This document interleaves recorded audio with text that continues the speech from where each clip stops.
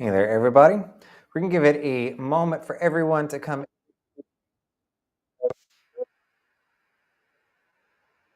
YouTube always does. But if you're catching this after the fact, I will link down some chapters below. If you don't want to listen to me respond to comments in between the different talking points, I'll link to what I talk about down below in the bottom so that you can quickly get to it. Let's see. Let me come over here to the comments and see who all we have. Looks like we got Caskins. Hey there, Caskins. Welcome.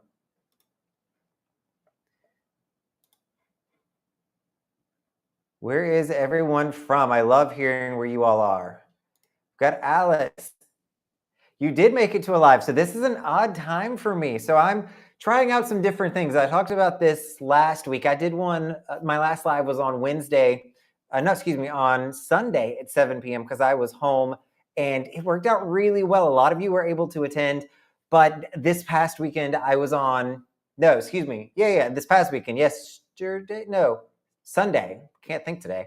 I was on a cruise ship. I was on the Independence of the Seas, and I didn't think the Wi-Fi was strong enough for me to be able to hold down a live stream. So I did not go that route. So hopefully you all are going to enjoy midweek. This also is going to allow me to enjoy the cruises more. I've gotten into probably the bad habit. I enjoy YouTube. I enjoy talking with you all and making content. I've got into the bad habit of hanging out in my cabin the entire cruise and making content, thinking of content, booking cruises.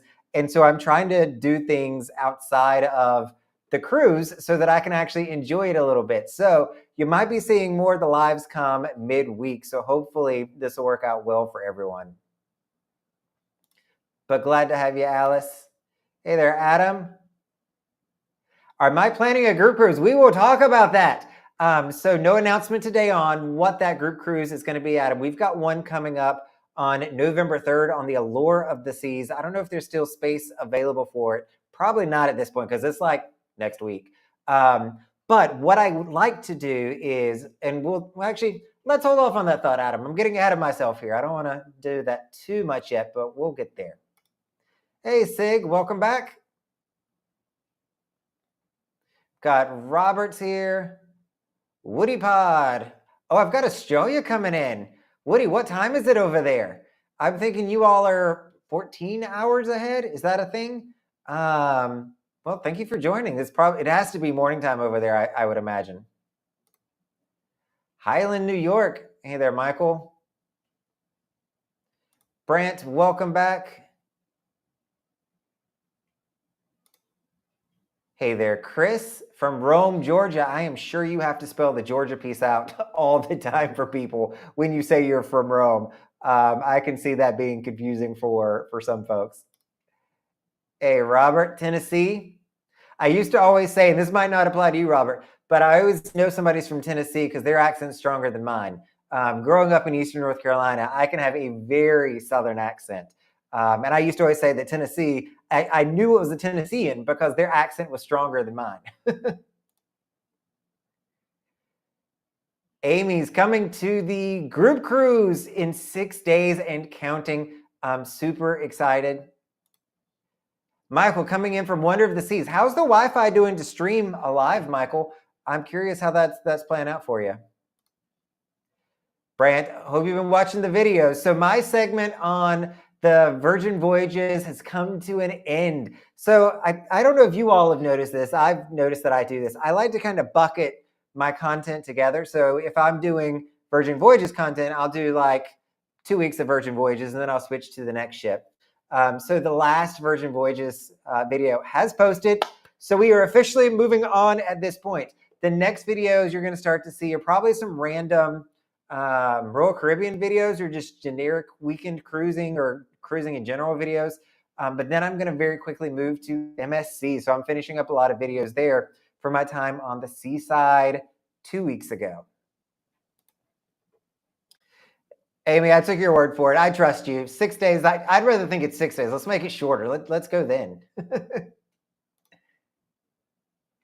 I'm shocked at how many people are doing Virgin Voyages. I'd be interested to see what you think of a Christmas sailing on Virgin Voyages. I think that'll be a great time. I will tell you, Michael, when you do a Christmas sailing or a holiday sailing on Royal Caribbean, on Celebrity, on any of the other cruise lines, you are going to have at least 20% children on that sailing. Even my last Celebrity sailing that I did, that was the 12-night around from Buenos Aires, Argentina to Santiago, Chile, had 250 children on it, on the entire ship. And it was a 12-night sailing in South America, and there were a lot of kids there. So it'd be interesting to see how Virgin is. I think that's great you're able to go. Plantation, Kristen, right up the street. Not far at all. Hey, Sarah, looking forward to seeing you two as well on the group cruise coming up. Adam's going to be joining us there too.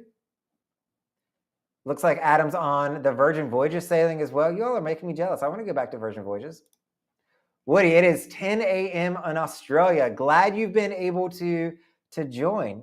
Getting an international audience always kind of blows my mind on who all is watching the channel. So thank you for tuning in. LaShawn from Florida. Hey, LaShawn.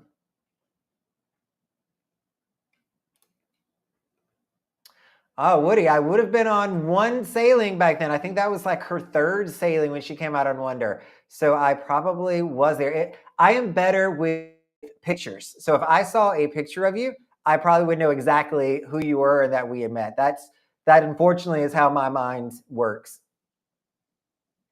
Crystal, right up the street in Hollywood. Bring me some Jackson's ice cream. Auckland to Sydney on the Virgin Voyages sounds wonderful. I hope that the folks in Australia are excited to be getting a new cruise line coming over. Virgin Voyages is going to home port out of Australia for a little while. And I know that the Australian market has been craving new ships, different ships, and just show some love to Australia cruise lines. And so I'm super excited that Virgin's going over there for you all.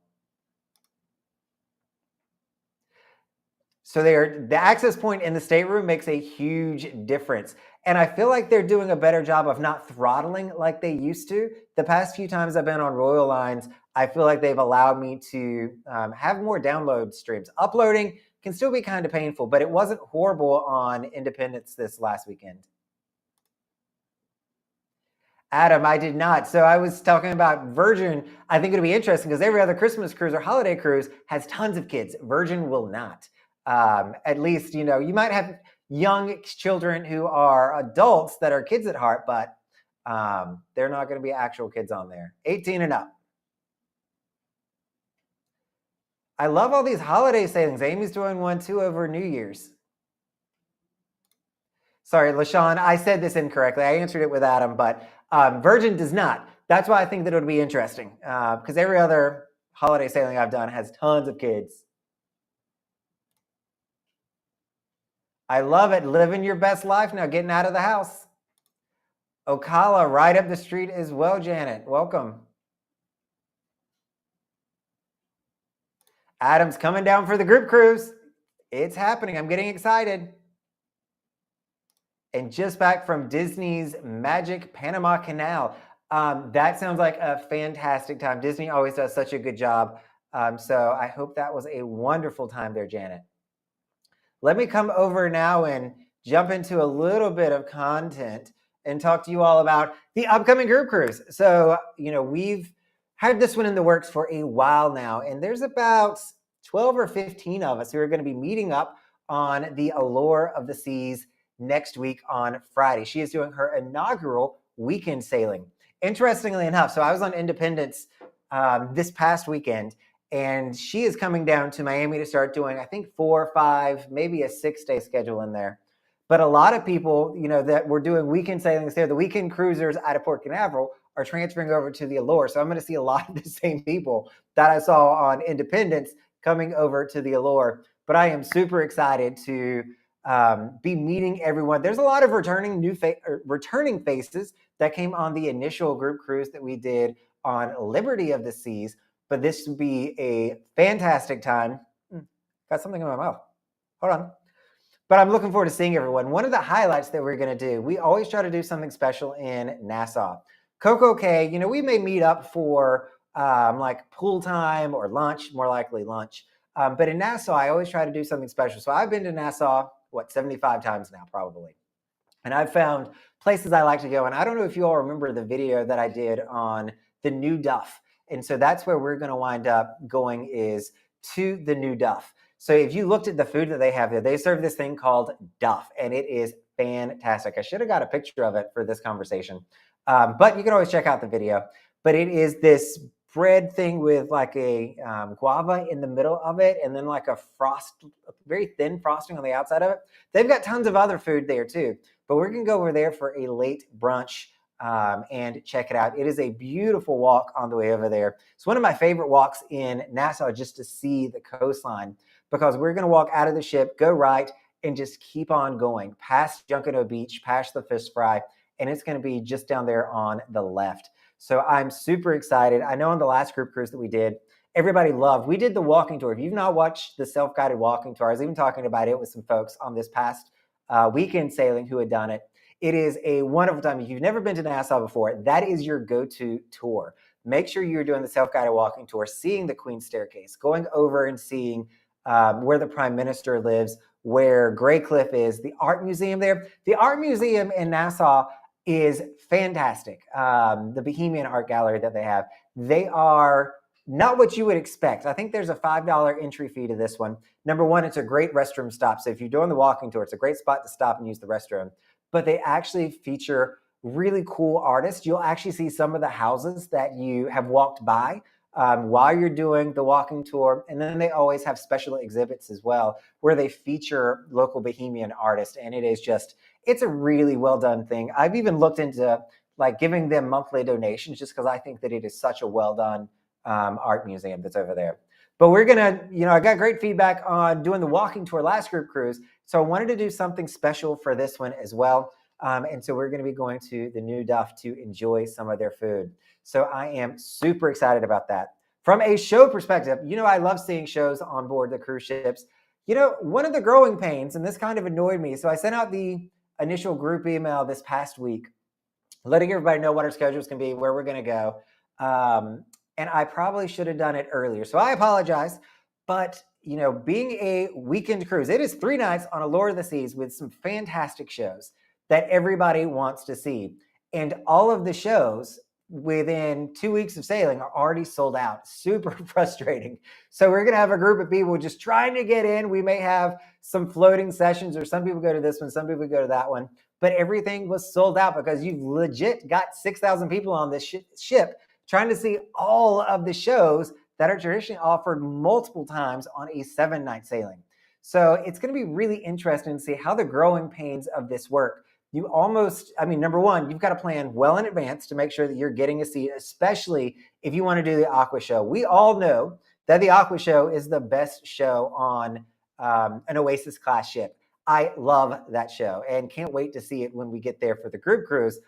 But we don't have tickets, so we're just going to have to stand in line. Hopefully it opens up and we're able to make it in and get seats so that we can see it. But there's a lot of people that are coming on this sailing that are probably going to be disappointed. We might be some of those people if we're not able to get into these shows. So we'll see how everything there plays out. But I think so far, that's the biggest growing pain that I've noticed with the Allure of the Seas doing weekends, is the shows have sold out. So that's the information for the coming one. So if you haven't signed up, I'm going to be announcing, hopefully, more group cruises coming up. This is what Adam was talking about earlier. So what I'm doing, and I'm going to go ahead and put this in the comments. I guess it's in the comment. It is in the description, but I'll post it as a comment as well. So I have started. I'm getting technologically savvy. Nobody ever tells you when you start a YouTube channel that you're going to learn how to build a website. You're going to learn how to do merchandise. You're going to learn how to do sales tax. Like, it's crazy the amount of skills that I've picked up just trying to talk to you all on a consistent basis. But I designed, very proud of myself to say that I did this. I designed a very easy form to start an email list for group cruises. And so that's what I just put in the comment section. It's also in the description of this video. But it's going to allow me to, number one, see what kind of cruises are you interested in. So as we think through group cruises, weekend cruise or group cruises, I think they can take on a few different angles and approaches to it. And so I wanted to get your feedback on what is it that you're actually interested in. So I had the Facebook group polls that went on, which were fantastic, by the way. I'll go over those results here in a second. But I wanted to see, number one, are you interested in short cruises? That's clearly what I'm going to be interested in. Are you interested in doing international? And when I say international cruises, I mean outside of the Caribbean. Are you someone who wants to go to Europe? You want to go to Asia? Are those things that you would consider? I want to know if you want to go on a solo cruise. So if we had a cruise that was dedicated just to the solo cruises out there for the weekend cruiser, one of my favorite populations, could we pull off something like that? And would this be a good fit for you? Not that I think I would ever discriminate. If you are a couple and you want to come or you want to bring a friend with you, absolutely. You don't have to be a solo cruiser if we do something like that to join us. I think it's, we welcome everybody, but it'd be really neat to have something marketed specifically to solo cruisers, so we feel like we have a space. As well as, if we're doing LGBT plus style cruises, there's a lot of different options on how we can take these. So as I think through future weekend cruise or group cruise, these are all things that are going through my mind. I've got a spreadsheet started already with the 2024 ideas, I would say, that I have, or just possibilities. What I want to do is I'm going to take that list that I've kind of put together, I'll call it the short list, and on the upcoming group cruise on November 3rd, I'm going to discuss it with them. Because they are coming on the group cruise, the current one, you know what? I want to give them not dibs necessarily, but I want their input to really matter because they are already here. I want them to feel special as a thank you. Thank you all for coming on the group cruise. So we're going to chat. We're going to discuss. I don't know if we're going to do an anonymous voting or anything like that. Probably not. But I'm really interested to start throwing out some ideas at people and getting responses and seeing what you all want to do, because I love going on any cruise. I can go anywhere and have a wonderful time. And so I want to see what you all want to do and will come on. So super excited to do that. To get on the distribution list for the email, make sure you're clicking that link that I put in the chat as well as in the description below. Filling it out, it does ask for some generic information about yourself. I think address is probably the one that I was like, do I need address? And then I thought, yeah, I kind of do, because I want to know, like, where are my West Coast folks at? Where are my Florida folks at? So I can kind of see where everybody's coming from and if, these cruises can make sense. So my Australian people that are on here, you're probably not going to fly over for a weekend cruise. I mean, I'm still probably going to invite you. I would love to have you come and do a few back-to-backs, but that's not going to be your thing more than likely. That is a very expensive and very quick cruise. So we got a lot of things going on there. Let me talk a little bit about the polls that were out there. So I think I can just share my screen here. Let's see if I can figure this out.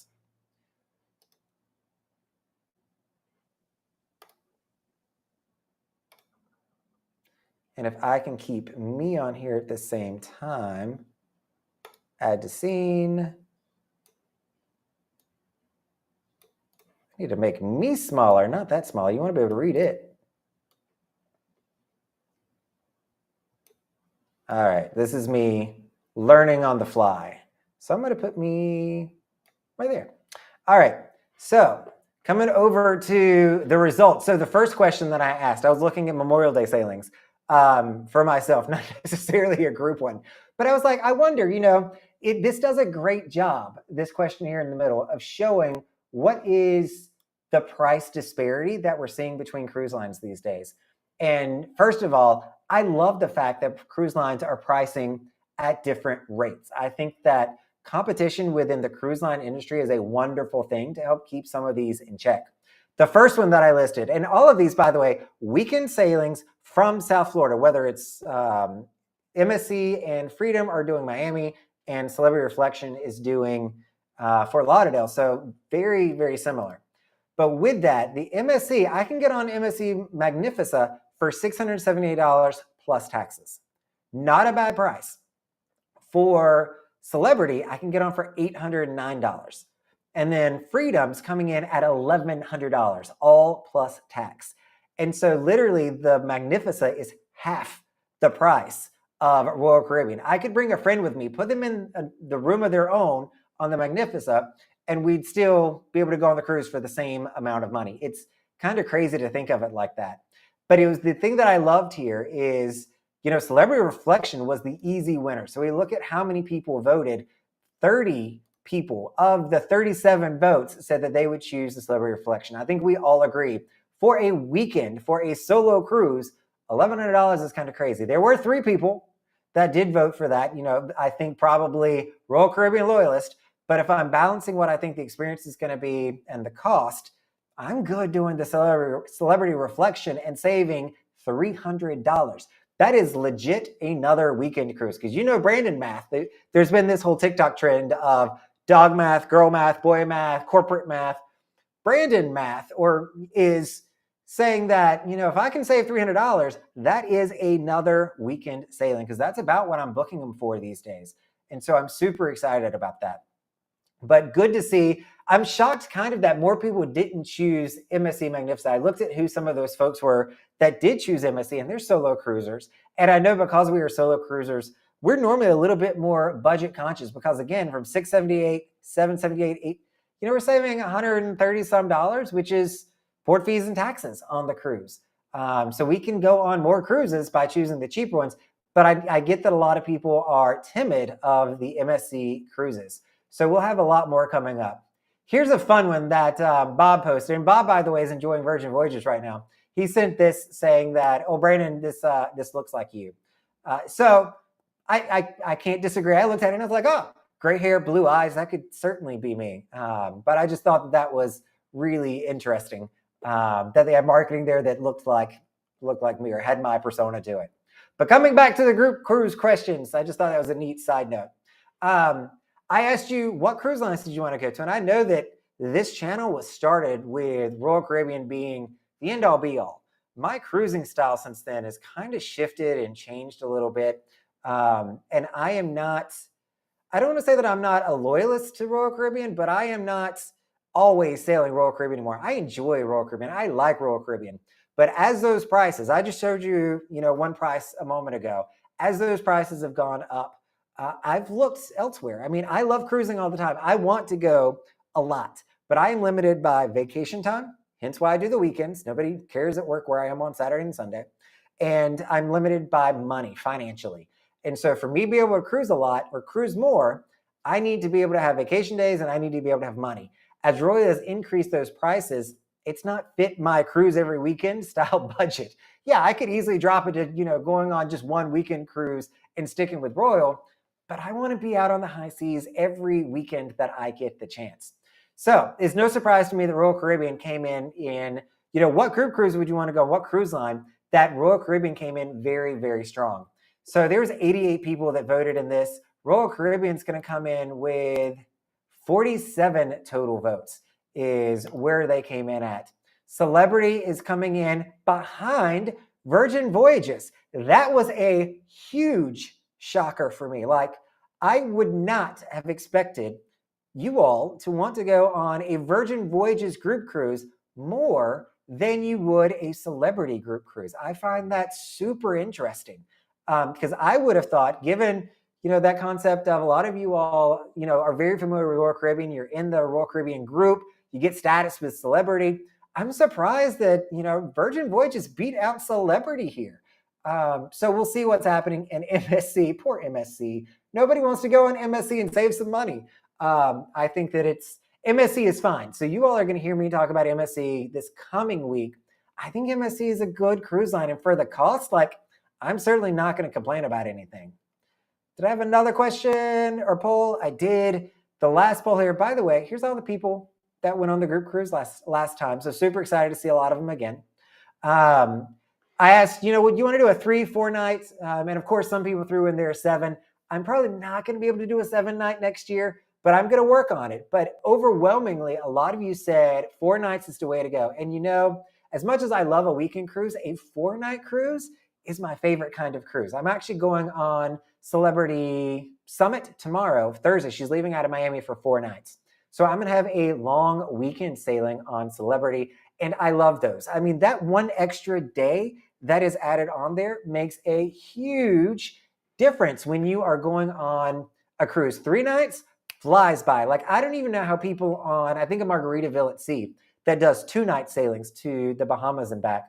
I don't know how they function. Like a 3-night goes by so quick for me, but a 4-night, for whatever reason, that extra day, maybe it's because I'm used to going just 3 days, is a really, really good time.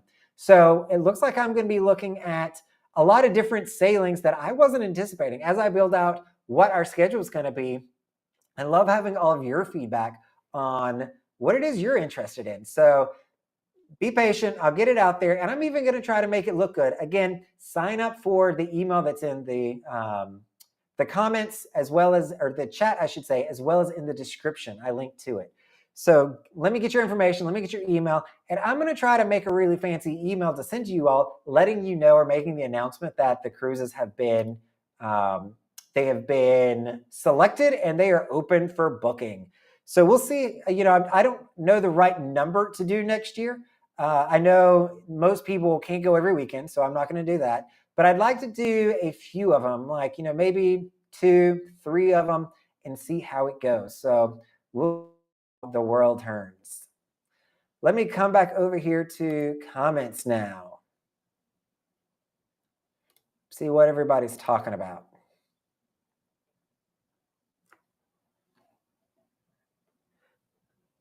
LaShawn, first solo cruise. Hopefully you are well prepared with some of the tips and tricks. I need to make more solo cruise content. I really enjoy that. And I think a lot of people are trying to find, you know, how the solo cruise thing works. So I need to, if you got ideas on videos for that, put it in the chat or the comments. Would love to make more solo cruising videos. But what do you want to know about solo cruising? What can I help with? What can I prepare you for? That's what I love doing on the channel. And I meet so many people on the cruises. This is what they're probably the reason I like it so much, is I meet so many people on cruises that are like, number one, you're the reason that I'm on this sailing because you made me feel good about it. You liked it. I'm comfortable with it. But the second thing is you prepared me for this ship. You prepared me to know where I was going, what I needed to do, all those pro tips that I love talking about. And I think that that's probably one of the reasons why I love making those videos so much. Also, you're doing a weekend, so you're getting on there pretty soon after us. We'll try to get the Allure ready for you, Miriam. Brett, always thank you for that. If you have not pressed that like button or the thumbs up button, please do that. That does do wonders for the channel, the algorithm, and lets me know that you're watching. So thank you. Liberty is a good ship. She's a little bit dated there, JC, but she is a good ship with a ton of amazing folks on it. And what I'm finding, they're rotating their weekend cruiser people, and you're not on a weekend cruise. I know that she's not doing that anymore, but they moved the weekend cruise crew that was on Liberty over to Independence and to Freedom. So when I went to Independence this past weekend, I saw tons of people I knew from Liberty, and it was great to walk around, see all the crew members that had moved up to continue doing the 3-4s. Really good experience over on Independence of the Seas. Allure leaves Texas. She does. I forget where she's going. Oh, she's coming over here. That's where she's going. And then you can get Regal Princess. I have never been on Regal Princess, or have not been on Regal Princess yet. Or any of the Princess lines, I should say. It's on my to-do list because, I mean, the people that like Princess love Princess. So I'd be excited to try it out. Allure is gone. She should be coming over. I assume she doesn't have guest owner right now. I know the Liberty's not for its, I think, 2 days while she repositions to Miami. And I'd be surprised if the Allure did. So hopefully the crew is nice and rested up from all the different parties around the pool and just having a great time without us there. They deserve it. I hope. So one thing on a weekend sailing, this is an interesting point, Adam. People don't always do the shows. They get distracted. They're doing other things. They're not always well attended, especially the earlier one. So we do have an early dinner for ours. So if we go to the 7 o'clock one, I think we'll have the better option of making it, because weekend cruises normally have a later crowd. They want to do things later because it's more of a party crowd. So hopefully that'll work out for us. Does Virgin have good entertainment? They do. It's interesting. It is kind of similar to what the other cruise lines do for entertainment. You're going to see jugglers, you're going to see musicians, you're going to see some shows, but they take a very contemporary approach to it. It feels different. It feels fresh. You're not watching like on Independence of the Seas. I watched Greece. I mean, Greece has been around for a couple of decades now. The shows on board Virgin Voyages just have a little bit more freshness to them. I prefer at this point the Virgin Voyages show. I like them a lot. So if you've not gone there, not tried it out, I would highly recommend their shows. Michael, I mean, we're going to be a group of 15. I mean, I'm not saying I'm above trying it, but there is a secret way in, apparently, coming in through the hallway at 7 aft. I'll check that out.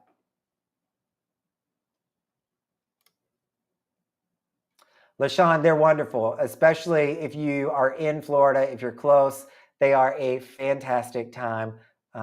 So I'm looking forward to it. We'll get some out, and I promise you there's going to be some group cruises that are going to be short cruises. All of them will be short cruises.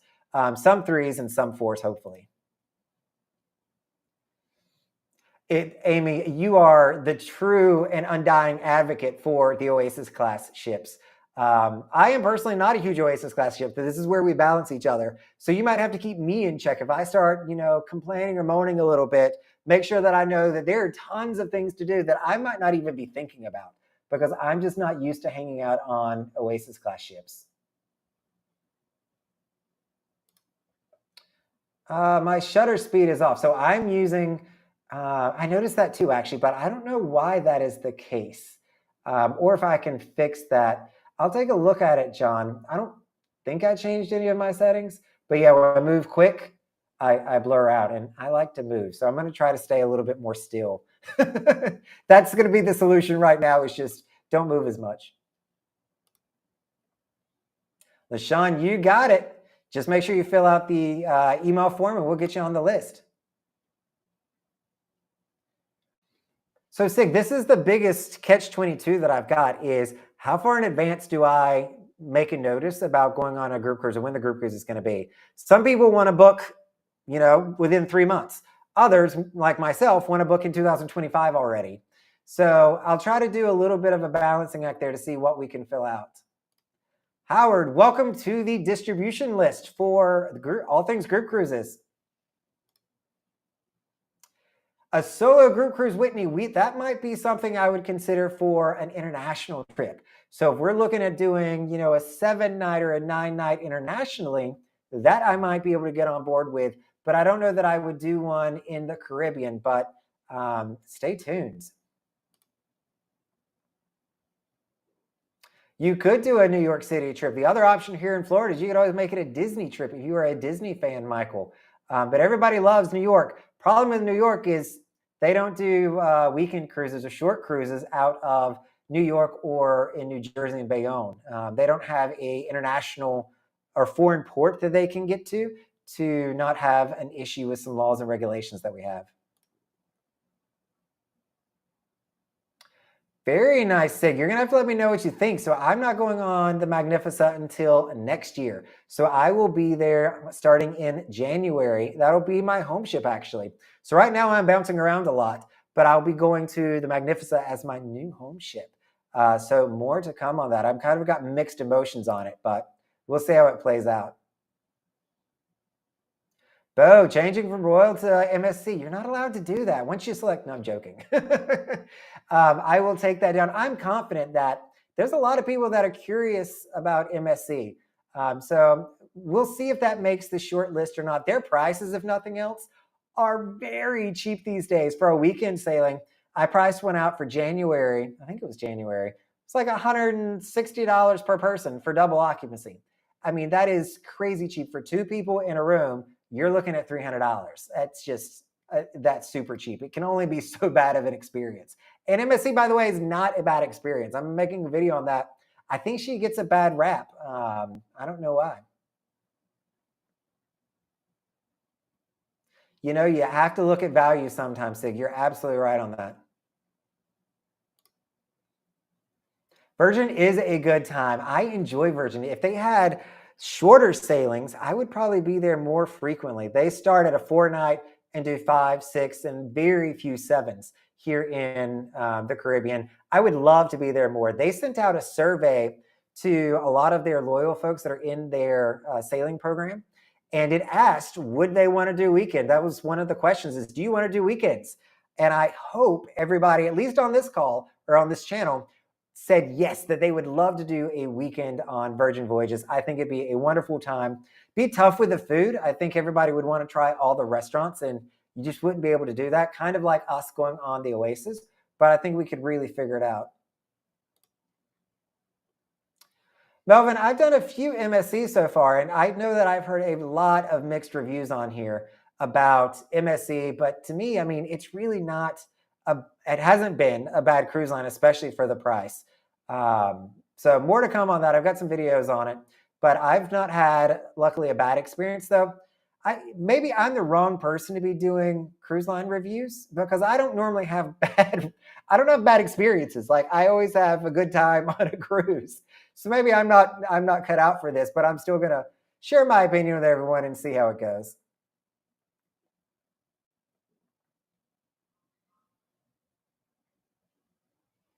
A lot of people have said yacht club is the way to go.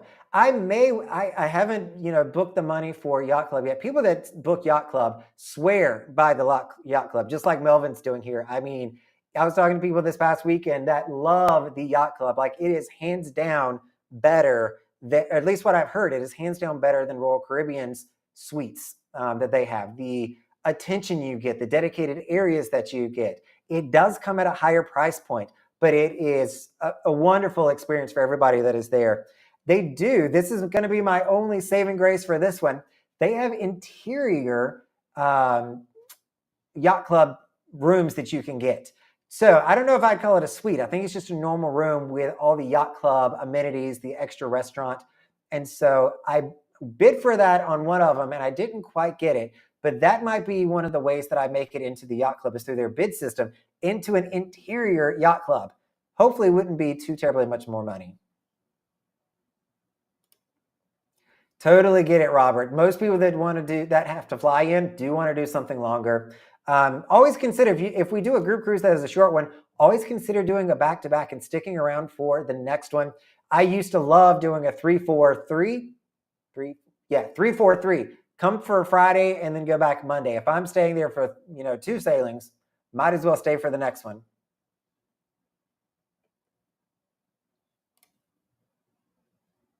There is a lot of negative press about it. So I'm not sure why that is. I mean, I'll start looking at it with more of a critical eye, but I've been on 4 sailings now with MSC on 2 of their different ships and have had a really good time. And I'll say the other people that I met that, are more loyal to Royal, that are venturing out and they're curious because the prices have just been so good, are also having a good experience. So I think that's probably how I'm qualified to talk about reviews because, again, I always have good experiences. But I am checking myself with other people on the ships because I love getting content ideas from you all, getting your experience. And there's a lot of that makes it into the video. So it's not always just my opinion, but it's also what's coming from other people that are on the ship that have had a similar experience.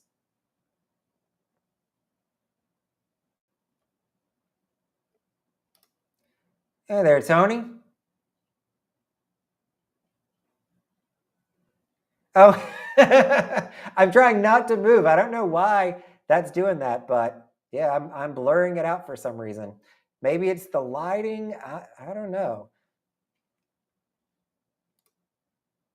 Sig, that's something in the works. That's not going to be what I start with, but I think as we gather additional solo cruisers, people that like to solo cruise, I think that that'd be a really good fit for us to do an international one. Because when I think of, at least for me, when I do solo trips, and I used to do solo cruises, the ones that I had the most anxiety about and that I was the most nervous of were those going to international destinations outside of the Caribbean. In the Caribbean, I was absolutely fine. Like the Caribbean didn't scare me from day one.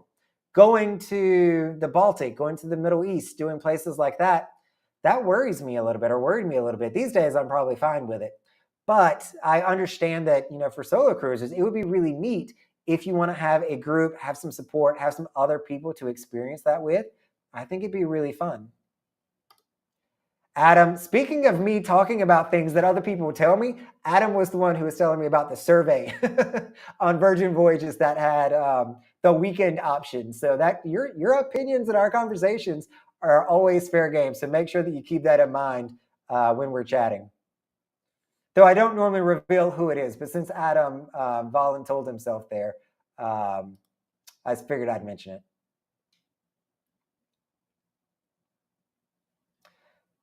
Yeah, I mean, the cruise is all about what you make of it sometimes. I think, the one biggest thing that I hear on MSC at least is that their food quality isn't to the level of others. And I didn't find that. If anything, I would say that, maybe other cruise lines' food quality has dropped to meet MSC. That might be more of what's happening or why I didn't have too big of an issue with it. That might be how I see that. I would love to go on the Meraviglia. I was looking, Howard, at pictures of her the last weekend when I was on Seaside, and she looks beautiful. So she's got like a classic promenade, very similar as we'd see on like a Freedom class ship. Looked beautiful with all the LED lights and how modern it was. I'd really like to try that out. And I thought that was the ship that I was going on, was the Meraviglia. But alas, I am on not the Meraviglia, but I'm blanking on the cruise name, on the Magnifica, which is a different cruise ship.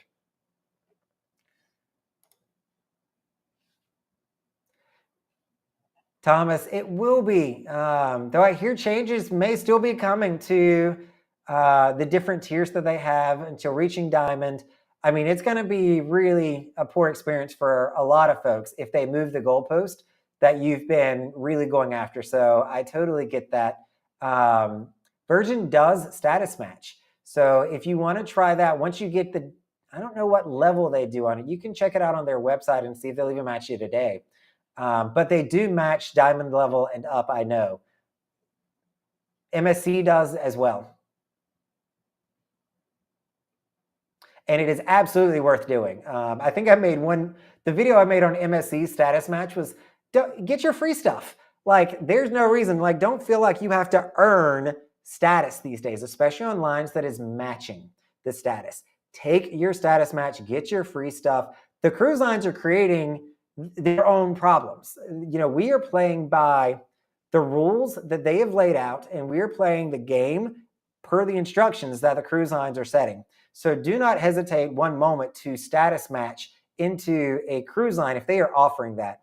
Yeah, they're probably going to explode their population, have a ton of folks. Similar situation to Royal, and then they may devalue it, but enjoy it for now. Either way, it's going to happen. So have at it, Thomas.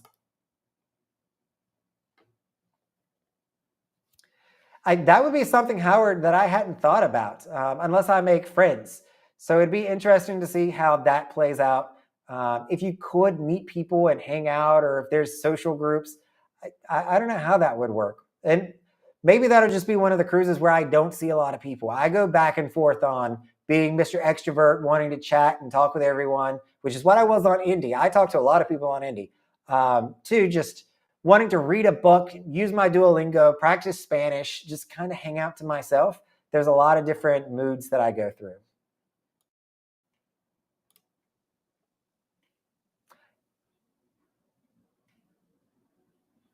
Oh, well, thank you, Mitchell. That's very kind. Definitely try to be. No reason not to be a good person these days. Thanks, Michael. Hope you have a great, great time.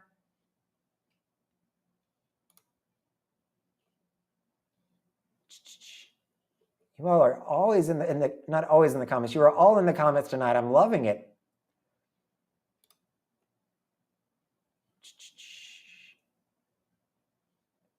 Oh, there's an idea, LaShawn. I would personally, I'm not going to do one focused on single moms, because that's just not my genre. I leave all the child-friendly, kid-friendly content to other content creators with kids in their lives. But I think that'd be really neat, like a mom's weekend away.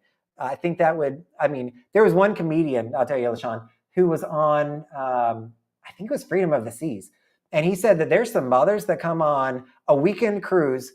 They go into their interior cabin and you never see them the rest of the cruise. They turn the lights off, they get into bed, and they don't move for 3 days because it is so dark in there. They just sleep the entire time, which there's probably some truth to that.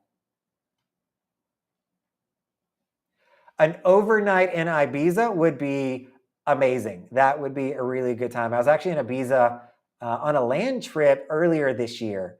I say earlier this year, that might have been end of last year. I was visiting Ibiza, beautiful area, great beaches, tons of food. It is. So, Courtney, that is a great thing. So the yacht club is a ship within a ship. And what the cruise line means by that, this is a terminology that they've kind of coined, is that, you've got a cruise line for a lot of people, for 6,000 folks. They're going to section off a section of that ship for just their suite guests, their yacht club. Nobody else is going to have access. They're going to have their own pool, their own restaurant. And what it does, it allows cruise lines to give a boutique, more intimate cruise line experience, but at the same time, take advantage of, a ship that's going to have more shows on it, better shows on it, lots of diversity as far as the different kinds of shows, because there's 6,000 total people, not just a teeny little ship getting that experience. So it's a ship within a ship model, they call it. Let me come back over here to my notes. What can we talk about now? Did I lose my notes? Nope, here they are. So clothing etiquette, let's chat through this a little bit. And this is one I was going to make more for the TikTok account, which I dabble in. I don't take TikTok too seriously. But clothing etiquette. And, this is something that I'm going to try to help the cruise lines out here because I think they're struggling with what to do on it. And hopefully it's not me overstepping. If I overstep, let me know. But when I think of clothing etiquette on a cruise ship, number one, I'll start with the pool. Wear whatever you want to. I do not care what you wear by the pool. I think that is fair game for you to wear exactly what you feel comfortable in. What you want to wear, what you want to show, that is totally fine with me. Like, you go at it, have a great time. I'm probably going to give you a high five. What I'll say though is, and this is where, it's rubbing me a little bit the wrong way sometimes. And I'm normally not a sensitive person, but when people then take those looks inside, when you are walking around the cruise ship with no shoes on, with no shirts on, just in, a two-piece bathing suit, and you're walking around the buffet, it just strikes me as odd. Number one, anytime you're around food, I just feel like shoes and clothes should be worn. And a proper, ladies, I think they're called cover-ups that you wear, a proper cover-up if you're going into those. I just think that that's the right thing to do. I don't know if this makes me old school. The biggest, I don't know, offender, but there was one time I was having coffee at 7 a.m. in the promenade, like in the belly of the ship. And a gentleman comes through with no shoes on, no shirt on, just his bathing suit to get his morning coffee. And I'm just, it's too early for that. Like, wear a little bit of clothing first thing in the morning, because when you come into the ship, I think that you're no longer in a pool environment. Like, you should not be strowing water everywhere. You should have dried off and you should have covered up, because you're now not by the pool. You're in a mall. When you're in the promenade, you're in a legitimate mall. You're going to one of the restaurants. The Windjammer does have a sign now. They put this up probably 3 or 4 months ago, saying that you do need to cover up in order to get into the Windjammer. So that is actual policy that I am talking about. It's not me just saying what I prefer at this point, but it is the policy of the cruise line that when you go into a restaurant, you go into somewhere serving food, you have some proper attire on. And you can still have your bathing suit on in some way. I wear my SPF shirts and my bathing suits in there all the time, but you need some kind of shirt that's going to be on. So hopefully I'm not too off base in this. If I am, let me know in the comments if you agree with my stance here is when you're in the belly of the ship, have clothing on. When you're by the pool, wear whatever you want to. Enjoy yourself. I think that's absolutely fine. But just when you come inside, just cover up a wee little bit. I think it'll make it a better experience. Hopefully for everyone, including yourself. I mean, it gets chilly down there with the way the wind blows, or the air conditioning, I should say, blows.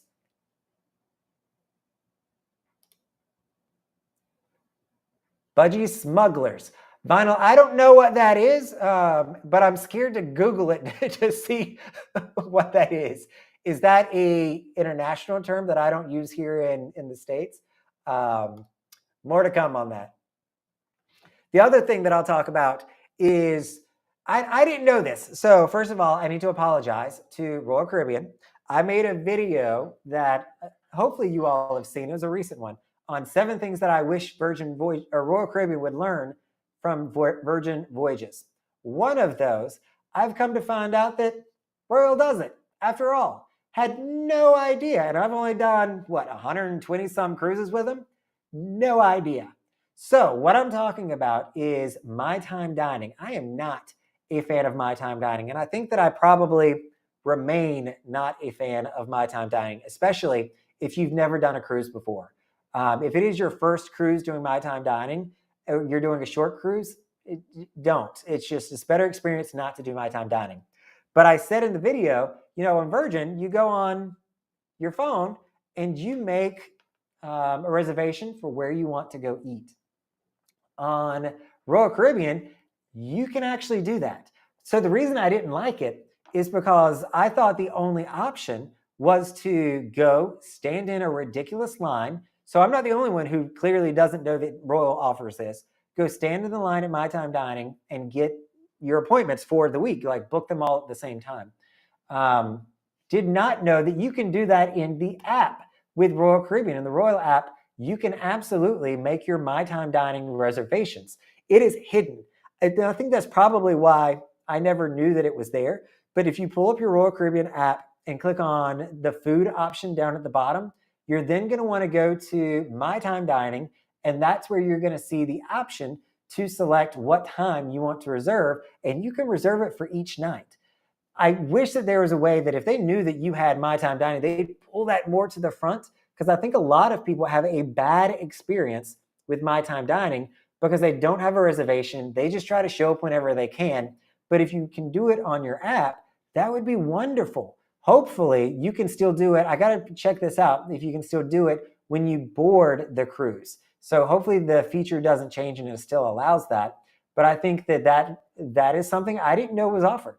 So I love learning new things. So thank you all. That was one from one of my personal friends, actually, in the comment section, was like, Brandon, I think you missed that one. They do it. They offer the ability to make reservations, and I had somehow never seen it and realized it. So I am glad somebody called me out and corrected me on that. So I went in and made reservations for one of my upcoming cruises for MyTime Dining. Don't even know if I was enrolled in MyTime Dining. I probably had 8 o'clock, 8:30 dining, the late seating, and maybe I just switched myself into it. I don't know. We'll see how it works. I don't always trust Royal Caribbean technology, so we'll see how this plays out.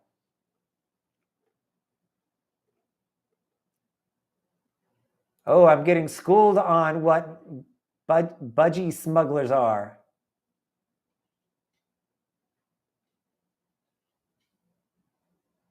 Interesting.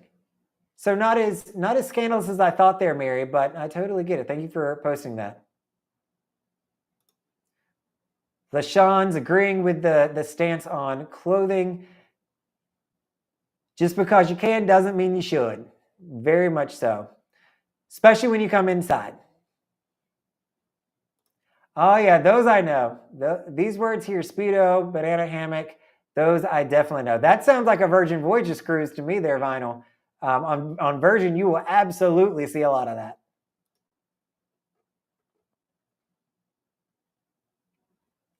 A thong and sombrero?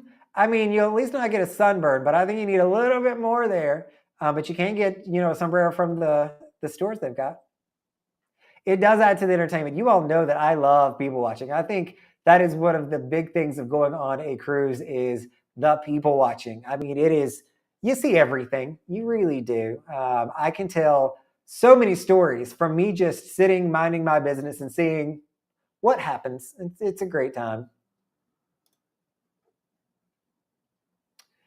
We're on a cruise that takes place on Halloween. What sorts of cool things does Royal Caribbean do on Halloween cruises? Is there a trick-or-treating, costume contest, scavenger hunts? Yes, not all of those things though, Vinyl. So the first thing I'll tell you is they will be playing Halloween movies. So on Indy this past weekend, I watched Hocus Pocus 2. Hocus Pocus 1 is my favorite, but they were offering Hocus Pocus 2 in the evening. And so I went out by the pool and watched it and loved that series. I mean, it's just, talk about nostalgia through and through is Hocus Pocus. So they're going to be playing some movies for you that are going to be more scary in nature. They'll switch out of what they normally do, the Encantos and all of those, and they'll give you more Halloween appropriate movies. You're not going to do trick-or-treating. That's not really a thing on cruise ships, but they absolutely will do a costume contest. And I don't think that there's a scavenger hunt. That might be something that individual activity teams do on their cruise line, but you definitely will have a costume contest to be able to dress up. You're going to see they're going to decorate it for Halloween. They do not a lot. I mean, the decorations I feel like have toned back over the years, but they will do some there that you can appreciate, some pumpkins and some fog and all that kind of stuff. But have a great time, Vinyl.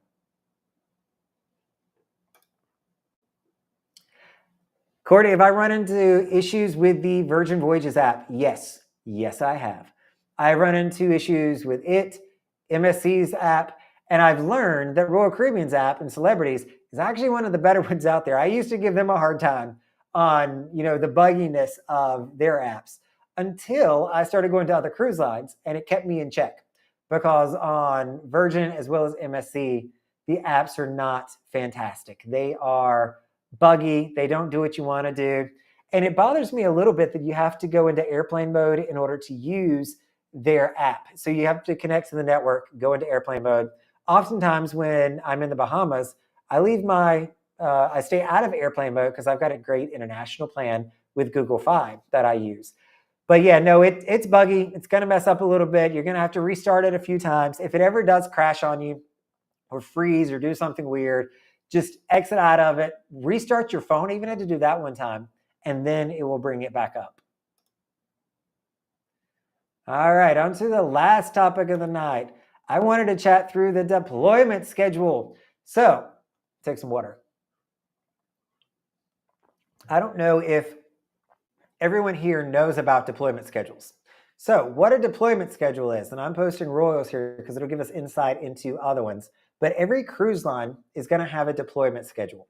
And this is when they release new sailings and itineraries. So, for people like me and Sig, who's in the chat, who are booking into 2025, I'm tapped out. So I have booked as far out as Royal Caribbean lets me go on short cruises. And Celebrity, I should say. I've actually booked a lot of Celebrity in 2025. So I am simply waiting for them to release more schedules, more itineraries, more ships that I can get on and that I can sail on. This is the schedule that they're going to do that by. So if you're somebody who wants the best deal on a ship, I always recommend, learning when their deployment schedule is going to be. And this can shift some, they can change it. It doesn't all happen on the Monday. It's going to filter in throughout that week, but it's going to give you an idea of, if there's, for instance, the Celebrity sailings, there's 4 solo cabins on there. I've booked some, Sig's booked some. So between those two, there's only 2 more left. And we're talking 2025. Or if you're looking at getting the Royal Suite, you're looking at getting a family suite on one of the big ships, you're going to want to know what the schedule is, because as soon as this comes out, you're going to want to be getting up with your travel agent to book that cabin and book that room. If there's only one of them and it is a suite, it is going to go very, very quick. So travel agents call this wave season because all of the bookings start happening all at once and it comes in like a wave. So wave season, I think technically starts in January, but these are going to be deployed October, November into February. So the ones that I'm going to be paying attention to are going to be European cruises to see if there's anything fun for 2025. I've not planned out my 2025 big cruise yet. So those of you that are looking for international options, I'm going to be checking out Europe, see what they've got.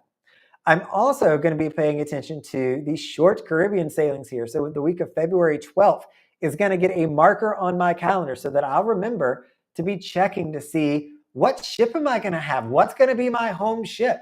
Is it going to be a Royal ship? Is it going to be a Celebrity ship? It's going to be an MSC ship.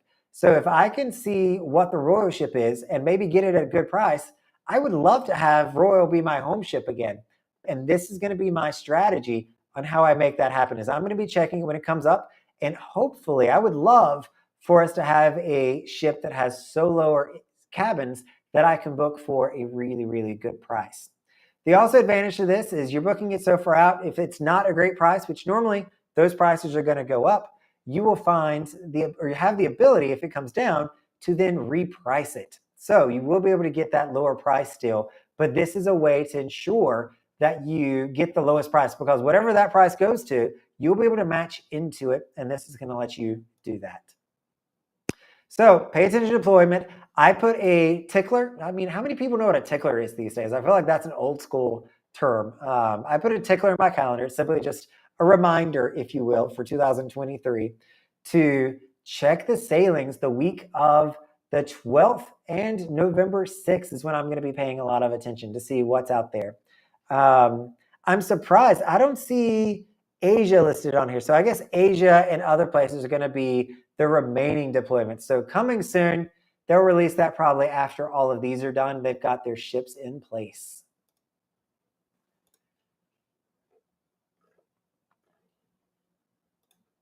Howard, do I use a travel agent? I absolutely do.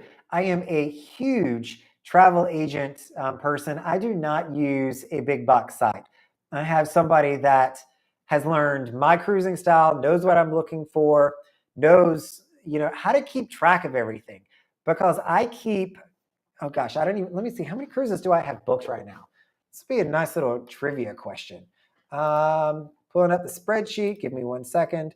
So I've got another 7 cruises this year left. I've got 27 cruises in 2024 booked, and I've got 8 booked in 5. So I'm running like 50 cruises that I have booked at any given time. So I absolutely use a travel agent. I swear by them because, and I made a video on this on how they've saved me. They've kept me out of trouble. I will send them, like, you think that I would have a better handle on booking cruises, but I will send them, hey, can I do November 27th for, a cruise? And they're like, that's a Tuesday. The ship's not leaving then. And I'm like, oh, it's not? And I have to go in and I just looked at the dates wrong and sent the wrong information. I am always making those kind of mistakes. So I absolutely use a in-person travel agent.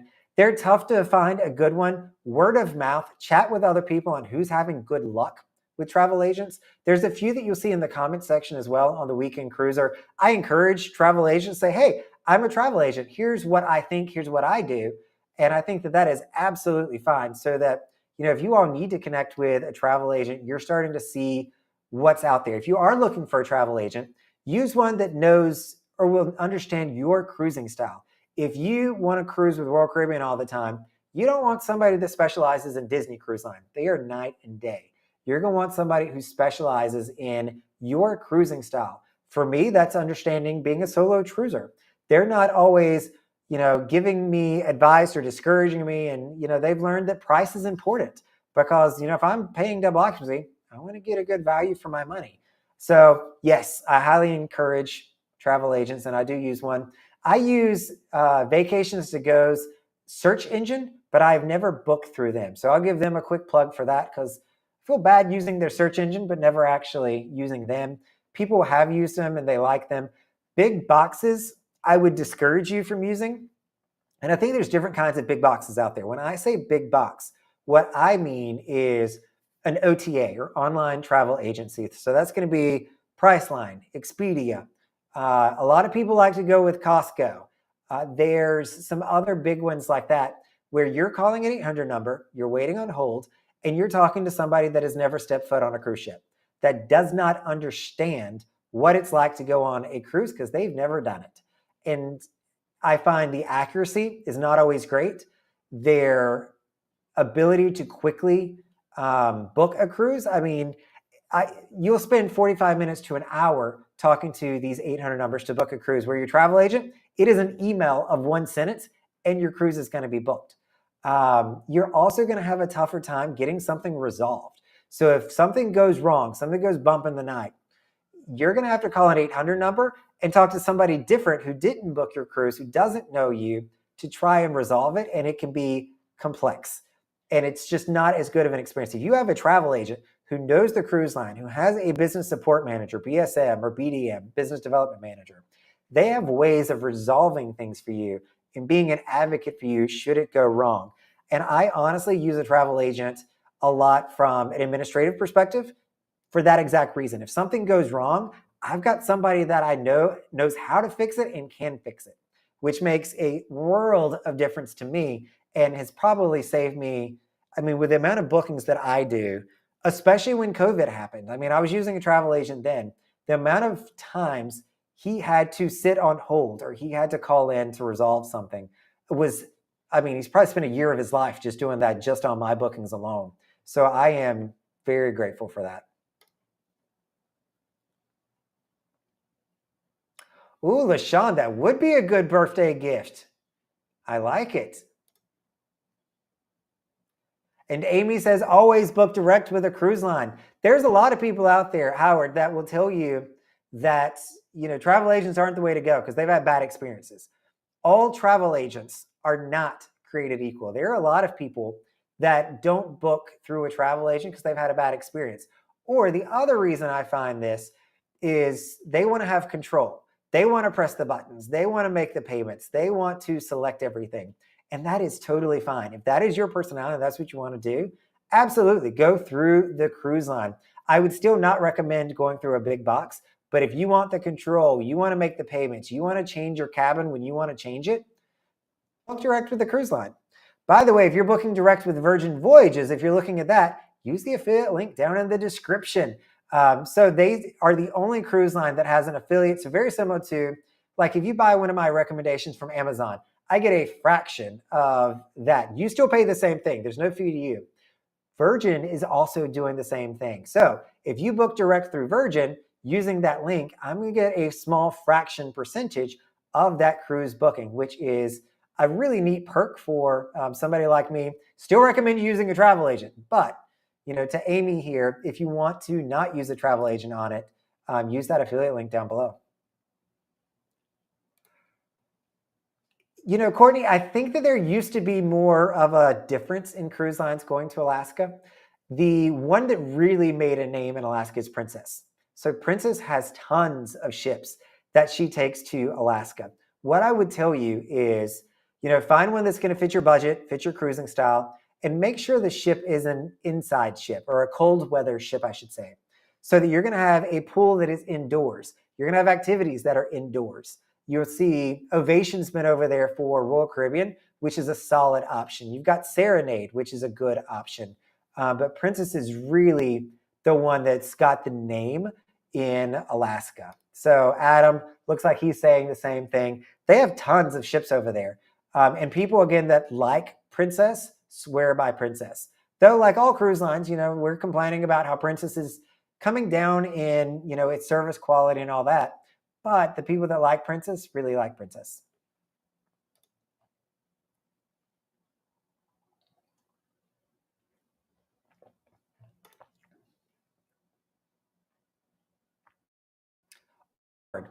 That's a tough story. So it's those situations that it's why people don't trust travel agents. So make sure that you are, going through somebody that is reputable, that you've heard word of mouth. That's a very bad experience. I hope it doesn't happen often, but it's definitely something that happens. And I mean, that person should be registered with CLIA, the Cruise Line Industry Association, travel agency, even with the Better Business Bureau. So, I mean, I would grill them if that truly happened. Granted, it probably was a while ago at this point, but my 2 cents on that. I would not have been quiet. But I think your friend did the right thing, though. He said, I made a mistake. And so that sounds like a really good friend that I hope you're still close with. All right, everyone. That is the end of what I wanted to talk about here. Any questions or thoughts on your side?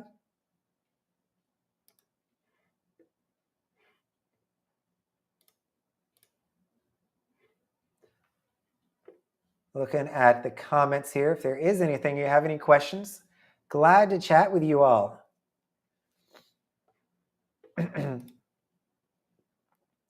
He knew that you were going to be the one to flip out about it, Howard. Totally get it. That would have been me. I would have been knocking on somebody's door.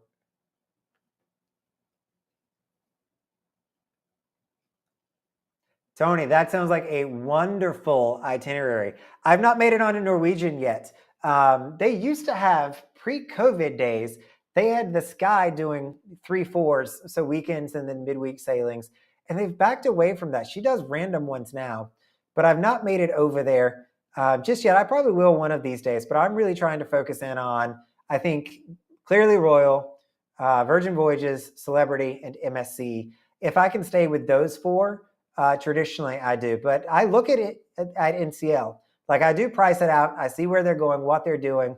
But normally, since I'm already comfortable with the other cruise lines, I normally just wind up going with them if all things are kind of similar.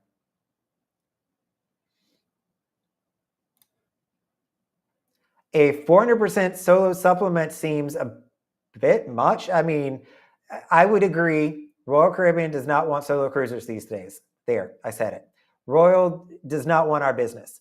With that, you are starting to see, and I've seen some of these, Howard, where it's not 200%. If I book it as double, there's two people in the room. I call it like a ghost booking. If I book it looking like there's two people and I get one price, and then I book it as a solo and it is more than that price, we are now being penalized for going solo even more than just the single supplement.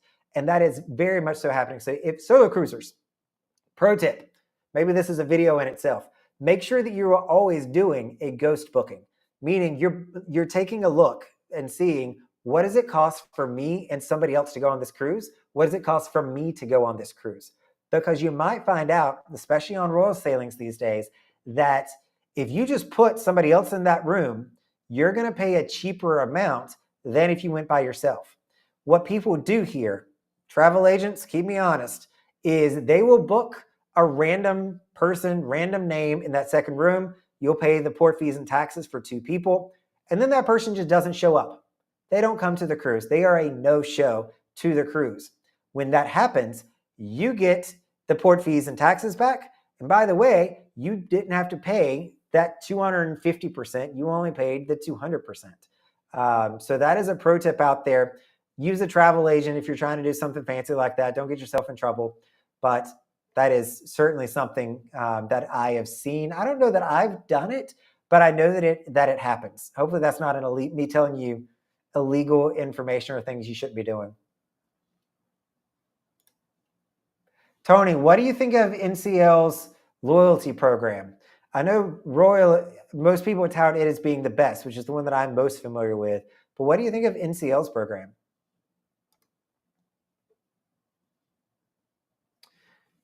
Hey there, Vat. Is Virgin good for accessible cabins? I don't know how many accessible cabins they have. My last room that I stayed in was an ambulatory cabin for people that just have some issues with balance. And I'm not sure that I would recommend it necessarily. I'm not an expert on that subject. Um, but it did have some extra grab bars and things like that. The room was still pretty tight. So when I say tight, mainly by the bed, because their bed comes out at an angle and you've got maybe a foot and a half away from the wall that you're not going to be able to get a mobility device through. So if there's a walker or a chair that's involved, it's not going to fit through there. That's an ambulatory room. They do have accessible rooms, but I don't know how many accessible rooms Virgin has. That's a great, I would love to find, because I feel like I get these questions a lot, a travel agent that specializes in accessible cruising. I know that there are some content creators out there that I linked to in that ambulatory video I did, the room tour on Virgin Voyages, to some other content creators that cruise with mobility devices that know a lot more about it than I do. But if there's a travel agent out there who specializes in accessible cabins or in accessibility on cruise ships, let me know in the comments. I'd love to just have that person for a record, because I think that would be a huge value add for people that need that kind of advice.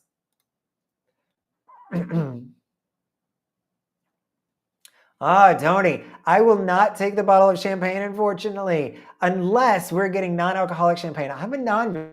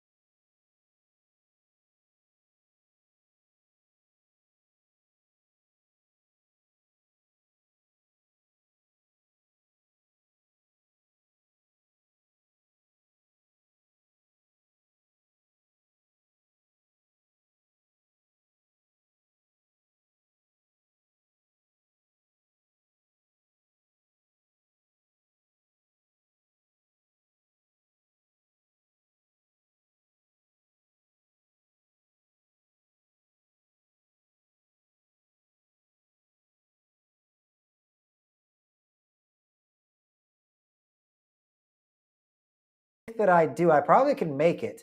The one thing that I talk a lot about is being limited by vacation days, being limited by money, Courtney. Those are the two things that normally control people's schedules. I found the workaround by going on the weekends. I solved for one of those, and I'm looking at other cruise lines to solve for the budget or the monetary aspect of it. And my entire life revolves around me going on more cruises. My budget that I spend on land is nil. Like, I don't spend money on land. I don't normally go to restaurants. I cook at home. I'm not buying Starbucks. All of my money goes to getting me on a cruise ship. So that's probably what I would recommend. I also moved to Florida. I was in Boston. I was flying down from Boston going on cruises, and clearly that gets expensive. That requires more vacation days. And so I came to Florida with the sole intent of being closer to cruise ships. Totally get not doing interior though. There's a lot of people that are in that cabin. That confined space thing on a cruise ship, a lot of people get that.